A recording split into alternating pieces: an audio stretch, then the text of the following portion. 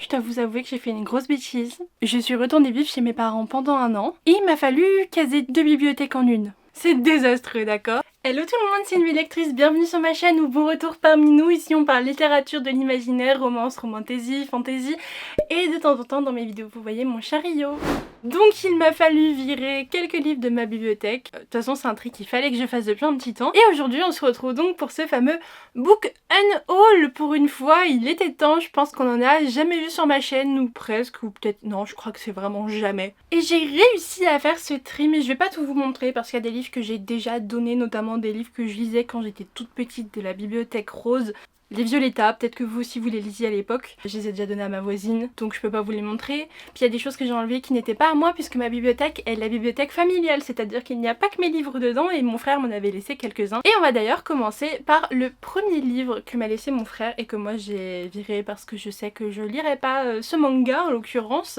Il s'agit de Eternity de Shin Young-wan et Park Jin-ryong. J'avoue que j'ai vraiment essayé plusieurs fois avant de réussir à le prononcer, j'en suis désolée. Ce petit manga ici, il s'agit du tome 4. Je vais pas vous montrer tous les tomes, il en a 4 ou 5 au total de cette série et j'avoue que ça m'intéresse pas pour la simple et bonne raison que j'ai déjà tellement de livres à lire dans ma propre bibliothèque. Je n'ai quasiment qu'une palle. C'est un peu un problème d'ailleurs. On pourrait presque parler de surconsommation du livre.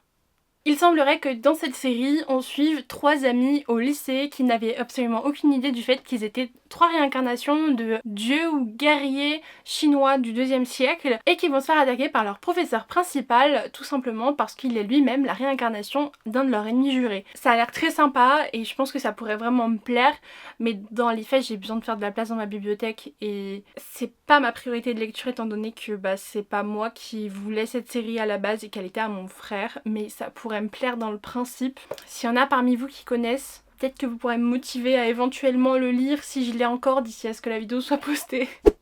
Nous passons ensuite à Sasaki et Miyano qui est un manga dont je vous avais peut-être parlé mais j'ai un petit doute. J'avais bien aimé ce manga. On suit ici donc Sasaki et Miyano. Miyano est fan de Boys Love et Sasaki finit par le découvrir et devient très intrigué par ce garçon. Ils finissent par se rapprocher. Je m'étais procuré la suite via internet pour avoir une petite idée de si je voulais acheter la suite et même si c'était très mignon, j'en ai quasiment aucun souvenir aujourd'hui de l'histoire en elle-même. Ouais, je m'en souviens vraiment pas en fait et ça m'a pas assez marqué et ça m'a pas assez plu de ce que j'ai lu sur internet pour continuer en fait tout simplement dans cette série. J'ai tellement déjà de séries en cours, de séries à commencer que je peux pas toutes les garder, il fallait que je fasse un choix. Donc je me sépare aussi de ce manga. C'était un manga chez Akita, donc si vous aimez les boys love, peut-être que vous, ça vous plaira plus qu'à moi. Nous passons ensuite à Nos étoiles contraires de John Green. Alors je n'ai pas lu Nos étoiles contraires, je n'ai pas lu ce livre que j'avais eu dans une boîte à livres. Je l'avais pris parce que je m'étais dit peut-être que j'aurais envie de le tenter. Je me souviens que j'avais pas mal apprécié le film à l'époque quand il était sorti, j'avais pleuré comme je crois quasiment tout le monde en fait parce que ce film et probablement du coup ce livre est incroyablement triste, mais j'avais tenté entre temps de lire Qui es-tu Alaska et j'ai absolument pas aimé, j'ai abandonné, c'était un abandon total, donc j'ai pas envie pour l'instant de me replonger dans du John Green. Peut-être un jour, mais pas pour l'instant c'est certain. Celui-ci c'est pas la version que vous avez l'habitude de voir de ce livre puisque c'est une édition France Loisirs. Alors je sais pas s'ils avaient fait une édition particulière, si c'était publié chez eux à l'origine. Mais voilà, c'était dans une boîte à livres et finalement je ne lui donnerai pas sa chance. J'ai eu trop de mal avec la plume de John Green dans Qui es-tu Alaska pour être masochiste en fait et avoir envie de me lancer dans d'autres John Green, peut-être un jour mais pas maintenant, donc au revoir Nos étoiles contraires. Celui-ci vous l'avez vu à coup sûr puisqu'il a fait partie d'un challenge lecture que je m'étais lancé en septembre-octobre. Tout simplement lire le livre le moins bien noté de ma palle et le livre le mieux noté de ma palle et ce livre était donc le moins bien noté que j'ai abandonné. Je n'ai pas du tout apprécié le style d'écriture de Dear Caroline et Cali Keys. Dear Caroline c'était une youtubeuse, du coup je pense pas qu'elle ait vraiment écrit son livre et que c'est peut-être plutôt Cali Keys, mais j'avais pas du tout accroché avec ce personnage, avec des préoccupations qui me passer très loin au-dessus, même si elle semble avoir un background quand même assez lourd en tant que héroïne, mais moi ça ne m'a pas du tout accroché, donc j'ai abandonné ce bouquin et je pense pas le reprendre. Je m'en débarrasse enfin en fait, parce que j'aurais dû le faire depuis longtemps puisque ça fait presque 1 an maintenant puisque nous sommes en août. Allez, Adieu Chippy à tout prix. Et c'était publié chez Éditions Prisma. Les 2 livres suivants faisaient partie d'un lot dans un gros concours avec d'autres livres qui m'intéressaient. En l'occurrence, ces 2 livres ne m'intéressaient pas du tout.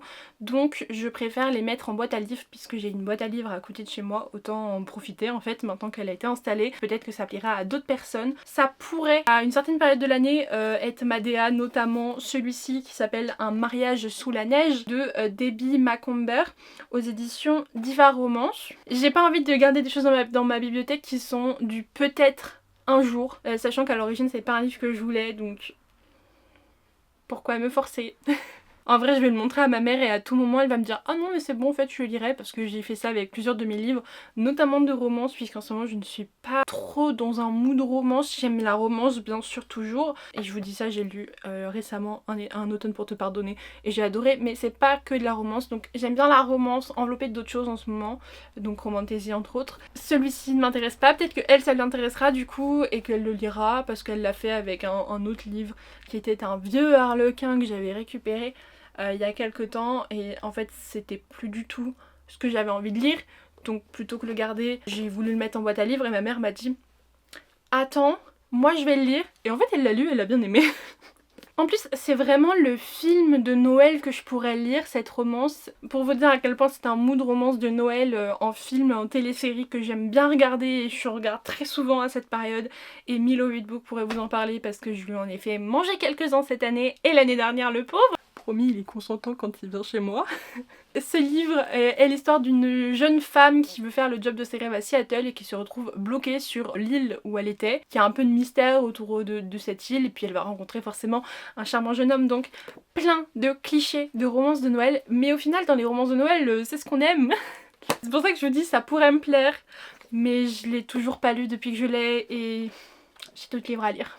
N'hésitez pas à mettre dans les commentaires de la vidéo juste en dessous s'il y a un livre que je présente et qui vous intéresse, ou même une série, par exemple Eternity, peut-être que ça pourrait plaire à quelques-uns.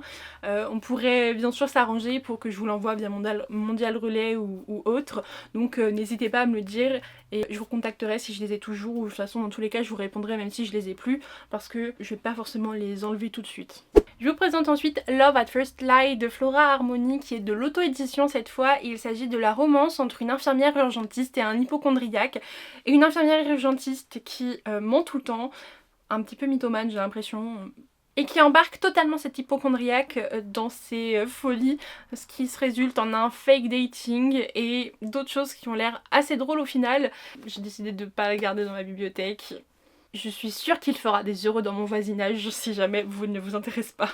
Je l'ai lu durant cette année scolaire. Il s'agit ici du dernier tome des Étoiles de Nocède, mais en vrai toute la saga en elle-même. J'avais pas trop apprécié les Étoiles de Nocède de Sophie Jomain. Enfin, ça a été une lecture agréable mais qu'on sent assez datée.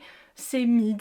Et du coup j'ai pas forcément envie de me lancer dans la suite, sachant que c'est une saga de 5 tomes, donc ici c'est le tome 5, mais moi j'ai ne lu que le tome 1. Pourtant c'est toute une saga qui m'a été généreusement donnée par mon amie Cat Flake, mais j'ai pas tellement accroché, donc je me vois pas la garder, même si c'était tellement gentil à elle. Enfin je veux dire, sa mère et elle m'ont donné 2 séries complètes, Autre Monde de Maxime Chatham que j'ai gardé, et cette série dont j'ai lu le tome 1, et je comprends ce qu'elle me disait en me disant que ça avait un petit peu vieilli. En plus j'ai la saga complète, donc si ça vous intéresse, n'hésitez pas à me le dire. On pourra peut-être s'arranger si vous voulez quand même la découvrir. En plus c'est un livre qui a été publié chez Rebelle Édition, qui est une petite maison d'édition qui a fait découvrir Sophie Jomain, qui est aujourd'hui quand même assez connue, puisque si jamais vous ne remettez pas forcément juste via le nom, c'est l'autrice du premier livre Calendrier de l'Avent créé par Ozu, ainsi que du livre Un chapitre par jour durant l'été. Le titre doit être 31 jours ou 31 lettres pour s'aimer. Et personnellement, j'avouerais que je n'accroche ni au style d'écriture, ni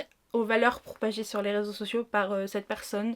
Donc, j'espère que ça profitera à quelqu'un d'autre.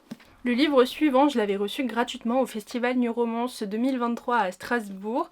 Et d'ailleurs, il y a le marque-page juste à l'intérieur. Vous aurez peut-être réussi à le lire, mais il s'agit de Bodyguard de Laura... Pourquoi j'avais Laura Swan en tête? Non, Laura S. Wilde, chez donc Hugo Roman dans la collection New Romance. Et c'est une saga qui est très appréciée par la communauté et je comprends pourquoi, mais c'est pas une lecture que j'ai faite en version papier, c'est une lecture que j'ai faite en audio et je trouve que ça se prête très bien à l'audio. Donc je me vois pas acheter la suite de la série en livre, sachant que je l'ai même pas lu en livre. Peut-être la continuer un jour, oui, en audio, notamment via Nextory ou Audible. Mais du coup, j'ai pas forcément de raison de la garder comme ça en papier, puisque je ne prendrai pas la suite en version papier. Autant que ça profite à d'autres personnes. Bodyguard, c'est une série sur des frères, et le tome 1 se concentre sur Lennon, qui va devoir être le garde du corps d'une étudiante au MIT qui s'appelle Dovie. Ils vont donc se rapprocher comme ça. C'est une personne, Dovie, qui est très brillante, et ça va lui un peu l'impressionner aussi. Et l'attirer forcément, on est chez Hugo New Romance. Si jamais ça vous intéresse au niveau spicy, on est sur 2 femmes sur 3 à l'arrière du livre. Encore une fois, ce n'est pas une mauvaise histoire, c'est juste que moi je ne le garderai pas dans ma bibliothèque, mais clairement il est bien, enfin je veux dire, Laura S. White elle écrit bien, il est bien, mais je pense que je les continuerai en audio. L'appareil est en surchauffe, la maman est rentrée, rien ne va plus.